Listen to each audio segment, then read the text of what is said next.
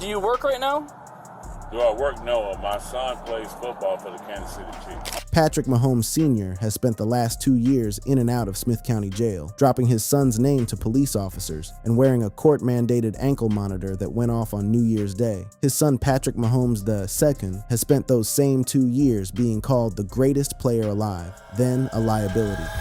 The arrest that almost broke Super Bowl week. It is February 3rd, 2024. The Kansas City Chiefs are 11 days away from Super Bowl LVIII in Las Vegas. Patrick Mahomes II is in the middle of the most important preparation week of any quarterback's calendar. Film sessions, press availability, the controlled chaos of getting a team mentally and physically locked in for the biggest game of the year. And his father is behind the wheel of a white Genesis sedan on West Gentry Parkway in Tyler, Texas, with an open can of Coors Light sitting in the center console cup holder like it was placed there by someone who had genuinely stopped caring about the consequences. Tyler Police Officer Mooney pulls the car over. The registration is expired. The stop is routine. It takes approximately 40 seconds to become anything but. Particular reason that you're drinking while you're driving? Is there a particular reason that you're drinking while you're driving? I went to watch the Duke game, but that's it. Okay. You mind handing me that can?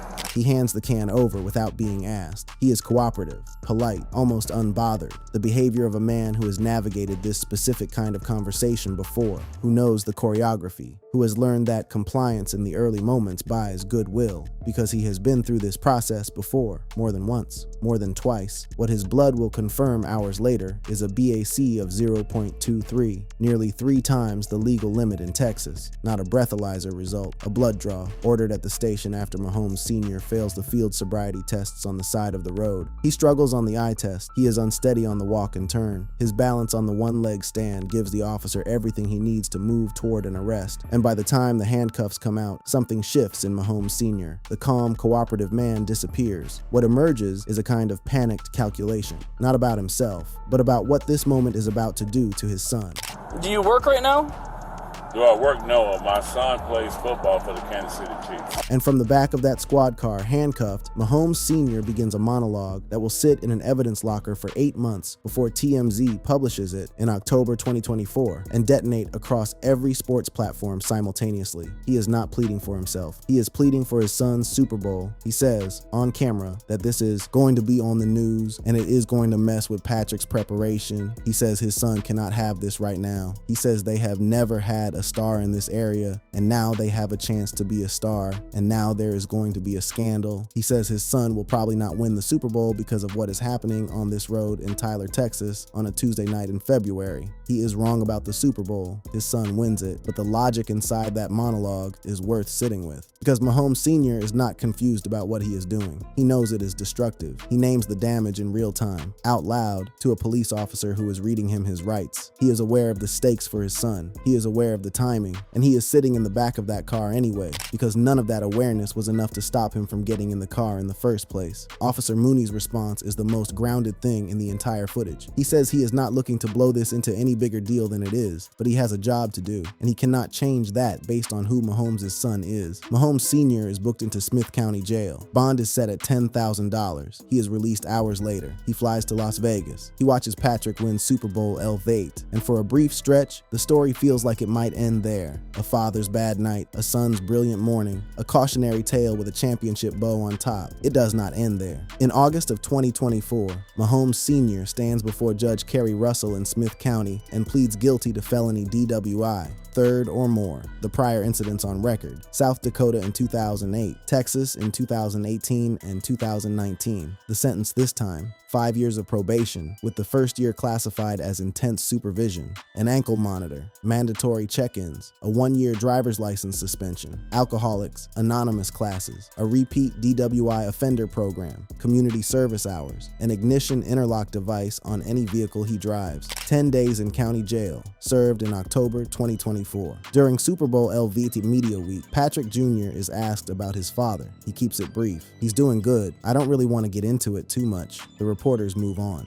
the cameras shift. Later, in the 2025 ESPN docuseries Chiefs Kingdom, Patrick Jr. opens up for the first time about the weight of that week. He says the arrest became a story and he had to answer questions about it. He says that knowing it hurt him woke his father up, that you cannot keep doing the same things. It is the most he has ever said publicly about what his father's choices have cost him. He is not angry in the quote, he is measured. He sounds like someone who has had a long time to find the right words because the situation kept giving him practice.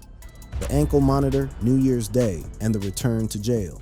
New Year's Day, 2026. Most people are watching football or recovering from the night before. Patrick Mahomes Sr. is wearing a Scram ankle monitor, a secure continuous remote alcohol monitor, as a non-negotiable condition of his felony probation. The device detects transdermal alcohol vapor, the kind that seeps through the skin after a person has been drinking. It records continuously. It does not take holidays. It does not sleep in on New Year's morning. On that morning, the device registers a TAC reading of 0.045%.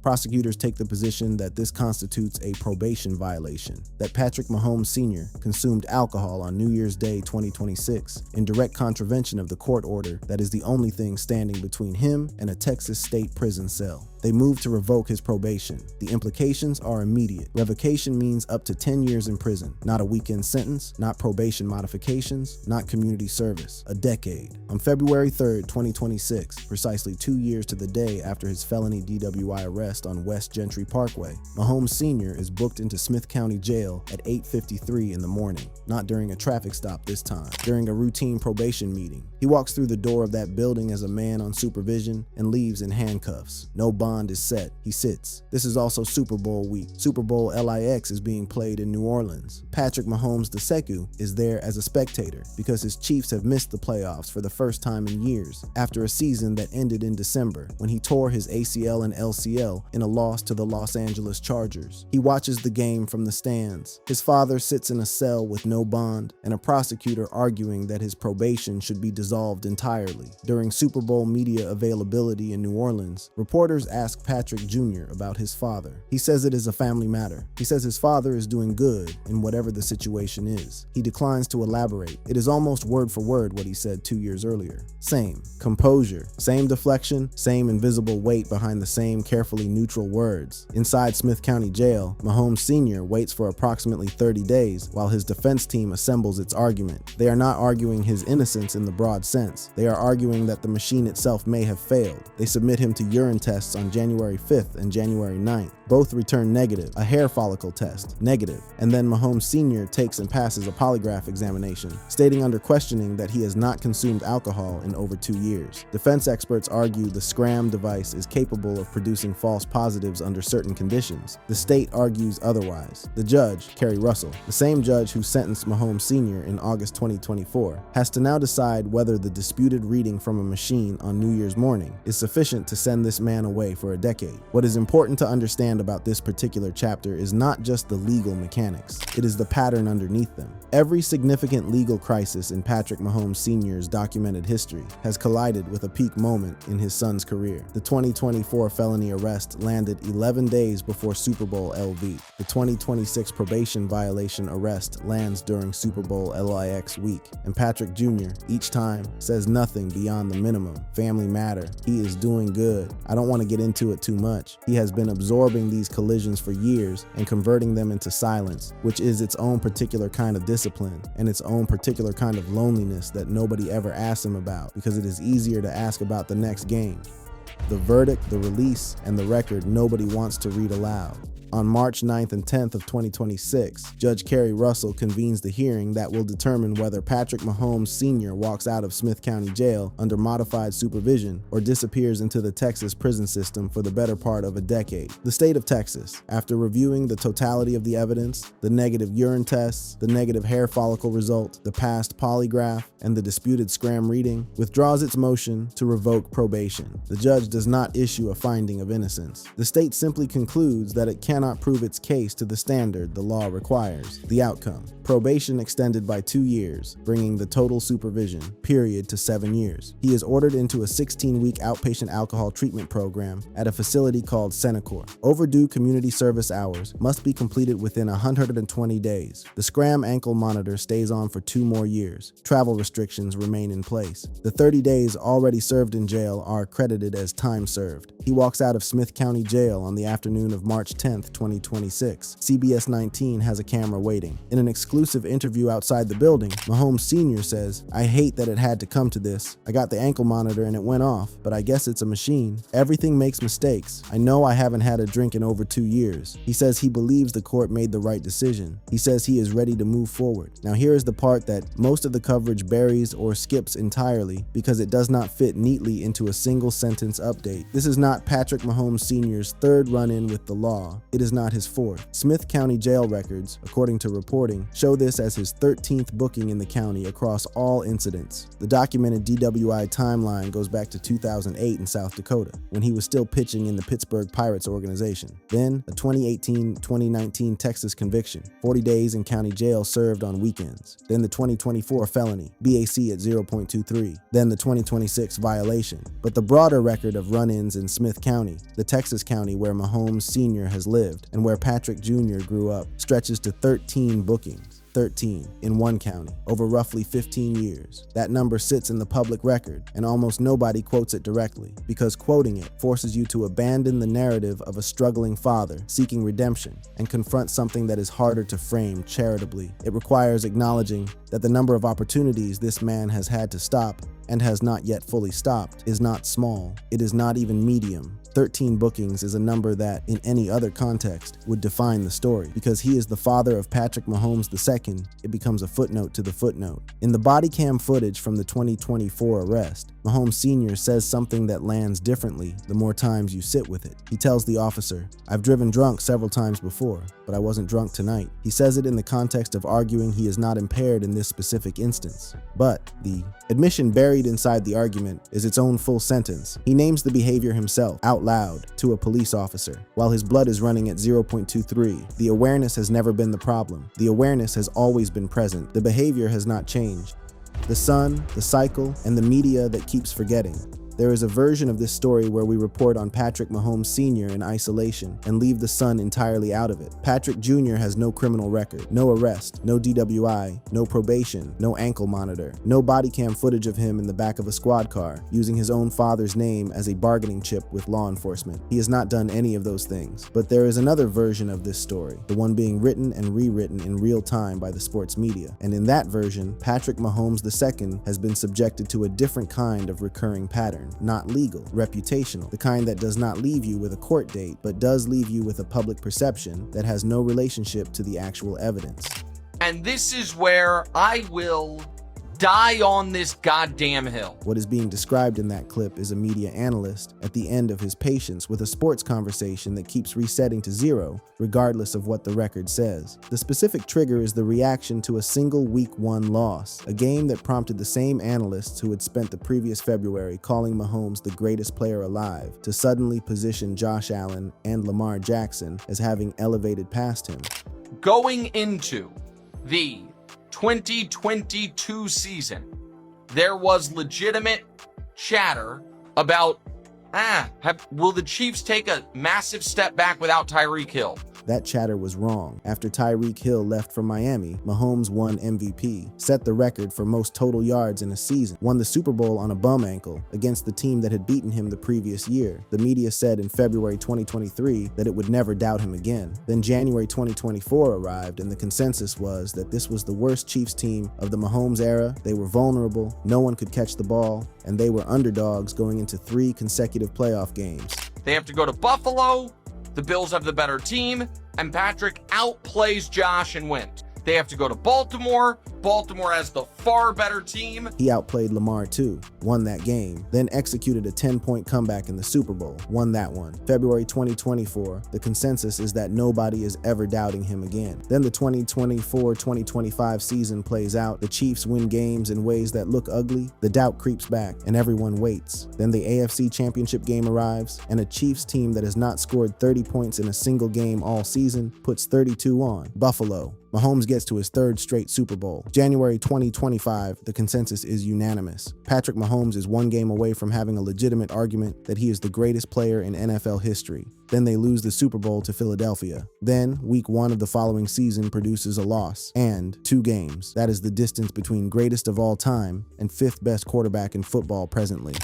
And now all those same people are like, all right, let's be serious.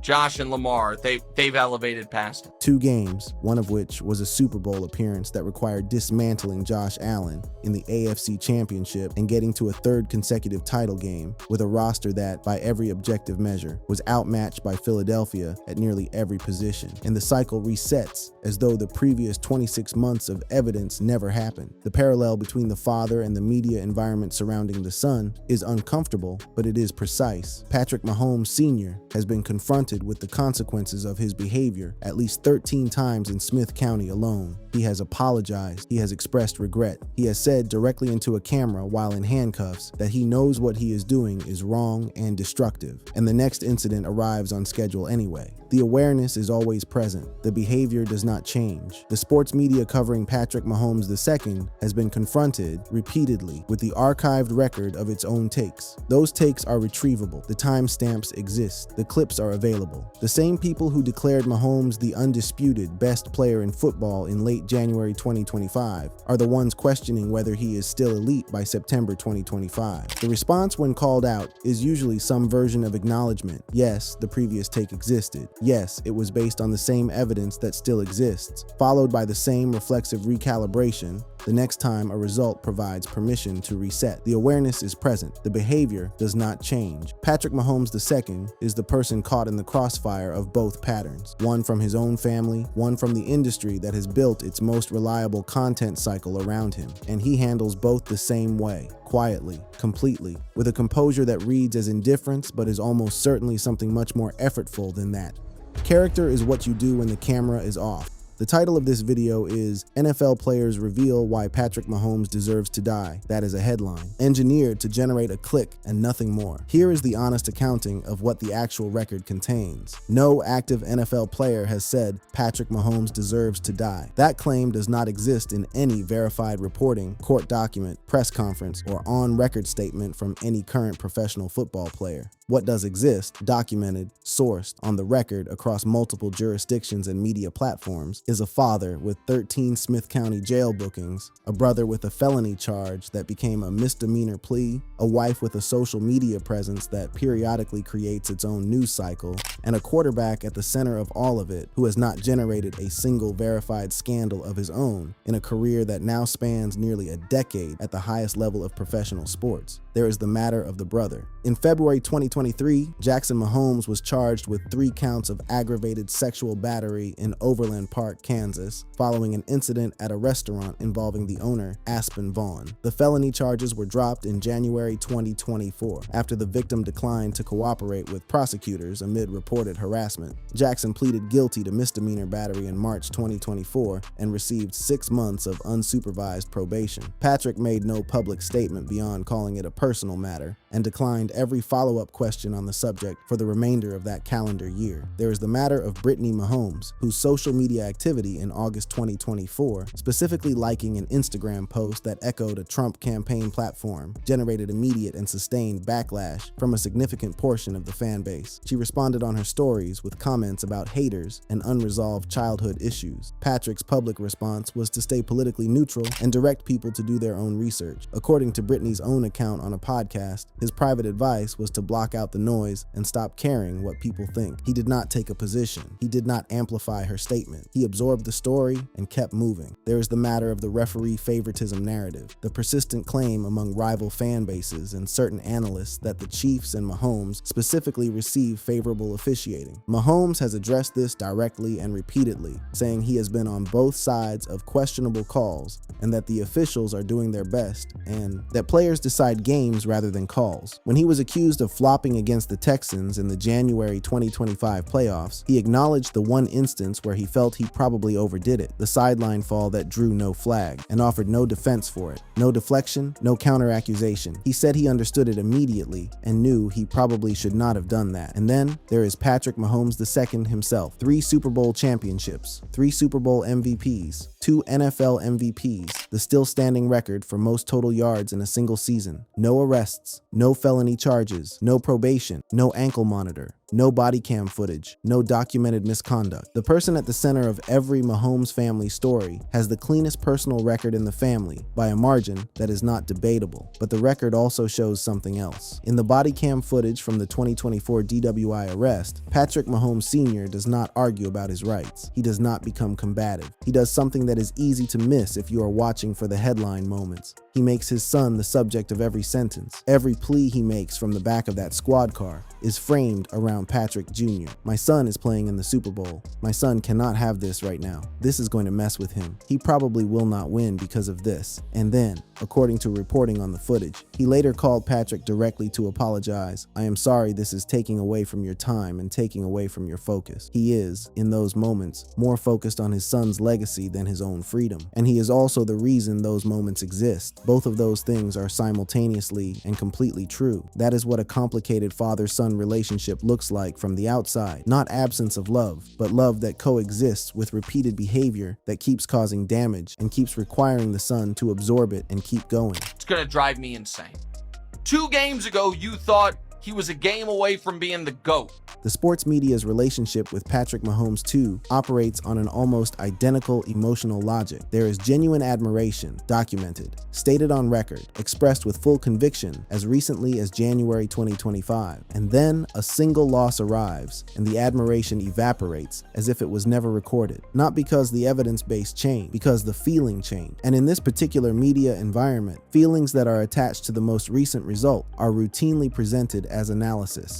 Like Colin is saying Josh is the most talented player he's ever seen. Again, what were you guys saying 2 games ago? The answer to that question is retrievable. What they were saying 2 games ago is that Patrick Mahomes was in a different class, that the Chiefs were underdogs on paper and favorites because of him alone, that you could not bet against Patrick. Those statements are archived. The people who made them are the same people now positioning Allen and Jackson as having surpassed him, and the gap between those 2 positions spans approximately 8 weeks of calendar time and 2 football games. Patrick Mahomes Sr. is currently enrolled in a 16-week outpatient treatment program at Senecor, as ordered by Judge Kerry Russell. He will wear his ankle monitor for 2 more years. He will report to his probation officer on schedule for the next 7 years. He has said publicly that he has not had a drink in over 2 years and that the court made the right call. His attorney has confirmed the details of the extended supervision order. Patrick Mahomes II will begin rehabbing from a torn ACL and LCL with the stated goal of being ready for Week 1 of the 2026 NFL season. He will return to the position he has always occupied, the most talented quarterback of his generation, producing at a level the people watching him have consistently failed to process accurately in real time. Surrounded by chaos he did not create and has never once publicly complained about. The father keeps getting back in the car. The son keeps winning the game. The only thing they share is the name. Thanks for watching. Check out other cards on the screen.